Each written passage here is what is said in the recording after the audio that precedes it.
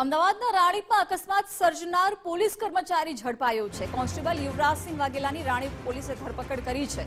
Constable હોસ્પિટલમાં સારવાર અર્થે લઈ જતા ફરાર થયો હતો। રાણીપ પોલીસ પર કોન્સ્ટેબલને બચાવવાના પણ આરોપ લાગ્યા હતા। સ્થાનિકોએ કોન્સ્ટેબલ નશામાં હોવાનો આરોપ લગાવ્યો હતો। આરોપીને એલ ડિવિઝન પોલીસને સોંપી અને વધુ તપાસ હાથ ધરાઈ છે। તો અકસ્માત સર્જ્યો હતો અને પોલીસ કર્મચારી હવે ઝડપાયો છે। કોન્સ્ટેબલ યુવરાજસિંહ વાઘેલાની રાણીપ પોલીસે ધરપકડ પણ કરી લીધી છે। કોન્સ્ટેબલ હોસ્પિટલમાં સારવાર અર્થે લઈ જતા ફરાર થયો હતો। રાણીપ પોલીસ પર કોન્સ્ટેબલને બચાવવાના પણ આરોપ લાગ્યા છે। સ્થાનિકોએ કોન્સ્ટેબલ નશામાં હોવાનો આરોપ લગાવ્યો હતો। આરોપીને એલ ડિવિઝન પોલીસને સોંપી અને વધુ તપાસ હાથ ધરવામાં આવી છે। અમદાવાદના રાણીપમાં અકસ્માત સર્જ્યો હતો। પોલીસ કર્મચારીએ કોન્સ્ટેબલ યુવરાજસિંહ વાઘેલાની રાણીપ પોલીસે પહેલા ધરપકડ પણ કરી હતી।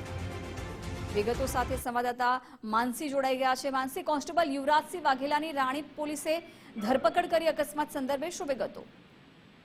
ચોક્કસથી જિજ્ઞાસા, મહત્વનું છે કે 2 દિવસ પહેલા આજે અકસ્માત છે તે મોડી રાત્રે સર્જાયો હતો, અંદાજે 10:30 વાગ્યાની આસપાસ, અને ત્યારબાદ આ કોન્સ્ટેબલ પીધેલી હાલતમાં હોવાનો પણ સ્થાનિકોએ આક્ષેપ કર્યો હતો અને લગભગ આ અકસ્માતમાં 3 થી 4 જેટલા જે લોકો હતા તે ઘાયલ થયા હતા, જેમાં સીસીટીવી પણ સામે આવ્યા હતા। ખાસ કરીને વાત કરવામાં આવે તો અકસ્માત સર્જ્યા બાદ ક્યાંક ને ક્યાંક આ જે આરોપી હતો તે ફરાર થઈ ચૂક્યો હતો, પરંતુ હવે પોલીસે આ આરોપી કોન્સ્ટેબલની ધરપકડ જે છે તે ધરપકડ કરી છે અને આગળની જે કાર્યવાહી છે તે પણ કરવામાં આવી રહી છે। મહત્વનું છે કે આ જે કોન્સ્ટેબલ હતો કે જેને અકસ્માત સર્જ્યો હતો તે માધુપુરા પોલીસ સ્ટેશનમાં કોન્સ્ટેબલ તરીકેની જે ફરજ છે તે ફરજ નિભાવતો હતો અને જે સ્થાનિકો છે તેમના દ્વારા આક્ષેપ પણ કરવામાં આવ્યો હતો કે પોલીસ વિભાગ દ્વારા પોલીસ કર્મી હોવાથી તેને છાવરવાનો જે પ્રયાસ છે તે કરી રહ્યા છે અને